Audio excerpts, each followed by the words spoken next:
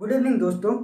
आज हम बात करने वाले हैं ट्रांजिस्टर के बारे में। ट्रांजिस्टर के बारे में हमने ऑलरेडी काफ़ी सारे वीडियो बना रखे हैं। ट्रांजिस्टर वर्किंग क्या है, ट्रांजिस्टर का कंस्ट्रक्शन कितने तरह का है, कैसे उसको हम यूज़ करें, जो इलेक्ट्रॉनिक सर्किट हम डिजाइन कर सकते हैं।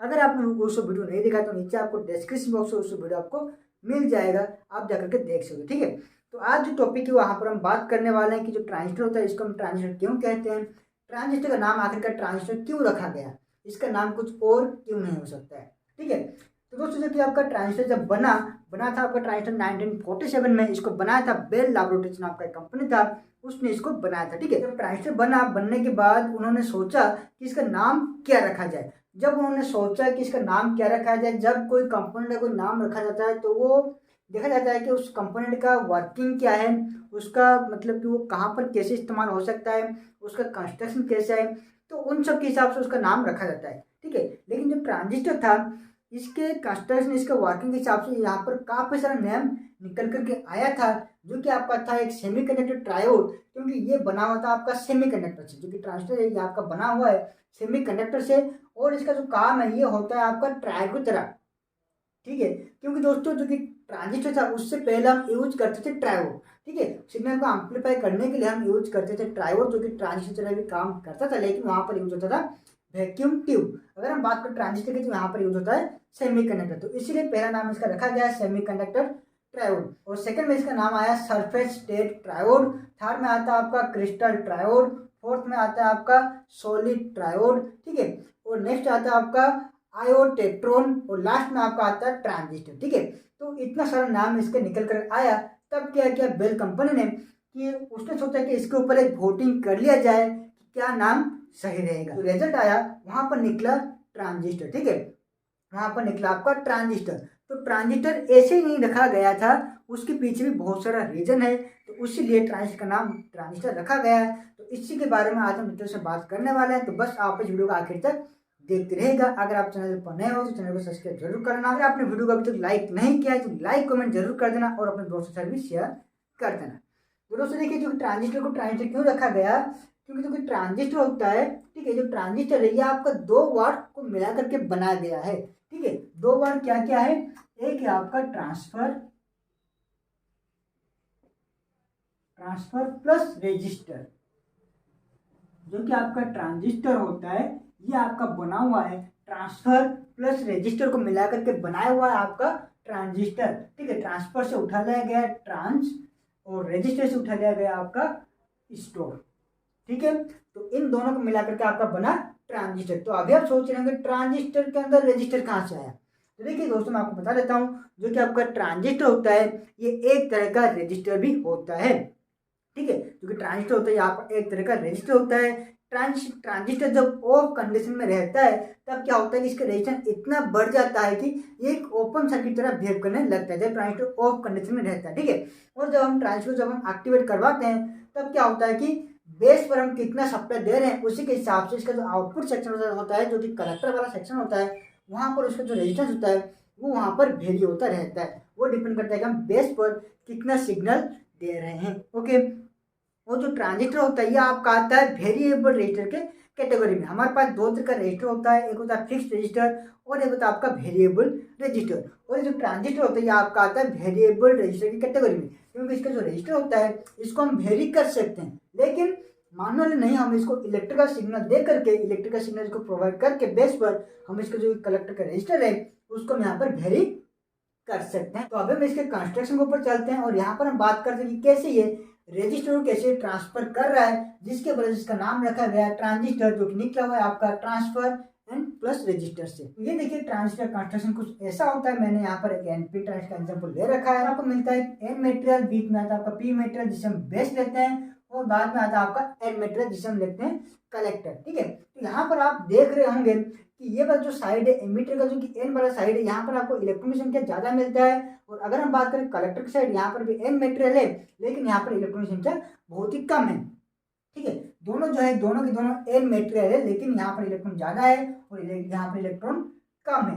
ये किस लिए, तो कि आपका एमिटर वाला साइड होता है ये आपका हाईली डोप्ड होता है, और अगर हम बात करें कलेक्टर वाला साइड की तो यहाँ पर ये क्या होता है कि स्लाइटली डोपिंग किया जाता है। तो इसलिए एमिटर वाले साइड में आपको ज्यादा इलेक्ट्रॉन मिलता है और कलेक्टर वाले साइड में आपको कम इलेक्ट्रॉन मिलता है। ठीक है, यहाँ पर देखें तो एमिटर साइड में आपको इलेक्ट्रॉन ज़्यादा मिलता है, तो यहाँ पर इसलिए जो कंडक्टिविटी यहाँ पर ज़्यादा होगा, यानी कि इसका जो रेजिस्टेंस है बहुत ही कम होगा। अगर हम बात करें कलेक्टर साइड में, तो यहाँ पर इलेक्ट्रॉन संख्या बहुत ही कम होता है, इसका मतलब यहाँ पर जो कंडक्टिंग है ये बहुत ही कम होगा, इसका मतलब इसका जो रेजिस्टेंस है ये काफ़ी ज़्यादा होगा। ओके, तो इसको जब हम कोई कनेक्शन वगैरह करते हैं, सप्लाई वगैरह इसको हम जब देते हैं, तो एमिटर टू बेस को हम कनेक्शन क्या करते हैं, फॉरवर्ड बायस। ठीक है, तो एन पर हम देंगे नेगेटिव एंड बेस पर हम देंगे यहाँ पर जो कि पी वाला है, यहाँ पर हम देंगे पॉजिटिव। ओके, और हमें आउटपुट कहाँ से मिलेगा, कलेक्टर एंड एमिटर से हमें आउटपुट यहाँ पर मिलता है। इस तरह से रखते हैं, जो कि आपका एमिटर टू बेस इसको हम रखते हैं फॉरवर्ड बायस में, और जो एमिटर टू कलेक्टर साइड होता है इसको हम रखते हैं रिवर्स बायस में। और हमें पता है जो कि फॉरवर्ड बायस होता है यहाँ पर करंट कंडक्शन करता है, यानी कि जहाँ पर करंट कंडक्शन करता है वहाँ पर रेजिस्टेंस बहुत ही कम हो। फॉरवर्ड बायस में क्या होता है कि रेजिस्टेंस डिक्रीज भी हो जाता है, क्योंकि वहाँ पर जो पोटेंशियल बैरियर होता है ये यहाँ पर डिक्रीज हो जाता है, जिसकी वजह से करंट यहाँ पर कंडक्शन कर सकता है। तो इसलिए क्या होता है कि एमिटर टू बेस का जो कि रेजिस्टेंस है यहाँ पर कम होता है, जो कि आपका इनपुट वाला साइड होता है। कौन सा होता है, एमिटर टू बेस वाला जो साइड होता है ये आपका इनपुट वाला साइड होता है, जहाँ पर रेजिस्टेंस आपको कम मिलेगा। ओके, अगर हम बात करें यहाँ पर आउटपुट वाला साइड, जो कि आपका कलेक्टर एंड एमिटर वाला साइड होता है, ये आपका होता है रिवर्स कंडीशन में। और हमें पता है रिवर्स कंडीशन में क्या होता है, कभी करंट फ्लो नहीं करता है, और रिवर्स कंडीशन में क्या होता है कि आपका रेजिस्टेंस जो है बढ़ जाता है, क्योंकि यहाँ पर पोटेंशियल बैरियर जो होता है ये यहाँ पर बढ़ जाता है, जो कि आपका डिप्रेशन विड्थ होता है यहाँ पर ये बढ़ जाता है। ठीक है, जिसके वजह से यहाँ पर रेजिस्टेंस हाई हो रहा है। ओके, तो ये वाला डायग्राम देखिए, ये वाला जो कि आपका बेस टू एमिटर वाला जो कि सेक्शन, यहाँ पर हमें इनपुट देना होता है। ठीक है, यहाँ पर हम क्या करते हैं कि कुछ इनपुट वगैरह हम यहाँ पर सिग्नल कुछ इनपुट देते हैं। अगर हम कोई यहाँ पर सिग्नल इनपुट दे रहे हैं तो हमें आउटपुट कहाँ पर मिलेगा, एमिटर टू कलेक्टर के बीच में। ठीक है, यहाँ पर हम जो सिग्नल भेज रहे हैं वो हमें कहाँ पर मिल रहा है, यहाँ पर मिल रहा है। ठीक है, तो जो सिग्नल हम भेज रहे हैं कौन सा वाला साइड में भेज रहे हैं, बेस टू एमिटर वाला साइड में। तो बेस टू एमिटर वाला साइड में रेजिस्टेंस कितना होता है, लो रेजिस्टेंस होता है, और कलेक्टर वाला साइड का रेजिस्टेंस कितना होता है, हाई रेजिस्टेंस होता है। तो यहाँ पर जो सिग्नल हम भेज रहे हैं, ठीक है, जो एम्पलीफाई करने के लिए सिग्नल हम भेज रहे हैं आउटपुट को, तो वो कहाँ से कहाँ तक जा रहा है, लो रेजिस्टेंस से हाई रेजिस्टेंस की ओर वो जा रहा है। ठीक है, जो सिग्नल है ये आपको कहाँ से कहाँ तक जा रहा है, low resistance to high resistance को सिग्नल जा रहा है। ठीक है, यानी कि हम कह सकते हैं कि यहाँ पर हम रेजिस्टेंस ट्रांसफर कर रहे हैं, लो रेजिस्टेंस को हम हाई रेजिस्टेंस में ट्रांसफर कर रहे हैं, तो इसलिए इसका नाम रखा गया ट्रांसफर रेजिस्टर, और उसको शॉर्ट फॉर्म में लिखा गया ट्रांजिस्टर। अगर हम यहाँ पर और एक एग्जांपल लेकर समझने की कोशिश करते हैं, मैंने जो पिछला वीडियो मैंने बनाया था कि कैसे हम ट्रांजिस्टर का सर्किट डिजाइन कर सकते हैं, तो वहां पर मैंने आपको बताया था कि जो कलेक्टर का करंट होता है वो डिपेंड करता है आपका बेस करंट के ऊपर। ठीक है, वो डिपेंड करता है कि आप बेस पर कितना करंट दे रहे हो, तो उसी के हिसाब से आपको कलेक्टर पर करंट मिलता है। ओके, और जो रेजिस्टर होता है हमें पता है जो कि रेजिस्टेंस होता है ये क्या करता है कि ये ऑफर्स करता है फ्लो ऑफ करंट को, ये ऑफर्स करता है। जितना ज़्यादा रेजिस्टेंस उतना कम करंट, जितना कम रेजिस्टेंस उतना ज़्यादा करंट। ओके, तो अगर कहीं पर करंट वेरी हो रहा है, अगर कहीं पर करंट वेरी हो रहा है, इसका मतलब वहाँ पर रेजिस्टेंस वेरी हो रहा है, क्योंकि रेजिस्टेंस एक ऐसा चीज़ है जिससे क्या होता है कि आप करंट को वेरी कर सकते हो। ठीक है, अगर कहीं पर रेजिस्टेंस नहीं है, या फिर अगर कहीं पर आप रेजिस्टेंस को वेरी नहीं कर सकते हो, तो वहाँ पर आप करंट को वेरी नहीं कर सकते हो। ओके, तो देखिए मैं यहाँ पर क्या करता हूँ, जो कि आपका बेस वाला सेक्शन है, मैं यहाँ पर एक वेरिएबल रेजिस्टर लगा देता हूँ। ओके, मैं क्या करता हूँ, यहाँ पर एक वेरिएबल रजिस्टर में लगा लेता हूँ,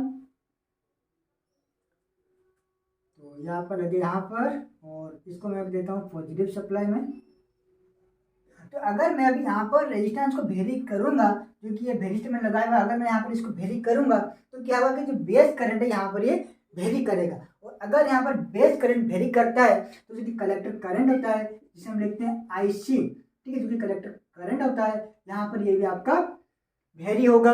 ठीक है, तो इसका मतलब क्या होता है कि अगर हम बेस का रेजिस्टेंस को अगर हम यहाँ पे वेरी कर रहे हैं, तो उसी के हिसाब से जो कलेक्टर साइड का जो रेजिस्टेंस है ये भी यहाँ पर वेरी हो रहा है। ठीक है, और कलेक्टर साइड का रेजिस्टेंस वेरी हो रहा है, उसी की वजह से आपका कलेक्टर का करंट भी वेरी हो रहा है। ठीक है, तो यहाँ पर क्या हो रहा है कि यहाँ पर हम जो रेजिस्टेंस जो वेरी कर रहे हैं, तो जो वेरिएबल रेजिस्टेंस है, वो जो सिग्नल है, वेरिएबल रेजिस्टेंस जो सिग्नल है वो ट्रांसफर हो रहा है कलेक्टर साइड में, और जिसकी वजह से आपका जो कलेक्टर साइड का जो रेजिस्टेंस है ये भी यहाँ पर वेरी हो रहा है। ठीक है, तो यहाँ पर इसलिए इसको कहा जाता है कि ट्रांसफर रेजिस्टेंस। ठीक है, इसलिए इसको कहा जाता है ट्रांसफर रेजिस्टर, और इसलिए इसका नाम रखा गया है ट्रांजिस्टर। तो इसी तरह से ट्रांजिस्टर का नाम को रखा गया था ट्रांजिस्टर। और मैंने ऑलरेडी एक वीडियो बनाया हुआ है कि डायोड को हम डायोड क्यों कहते हैं। अगर आपने वीडियो नहीं देखा है तो आखिर में एंड स्क्रीन में आपको वीडियो मिल जाएगा, जरूर देख लेना। ठीक है, और अगर आपके मन में कोई भी क्वेश्चन है, किसी रिलेटेड कोई भी क्वेश्चन हो, तो आप मुझे कॉमेंट कीजिए, उसके बाद वीडियो आपको जल्द ही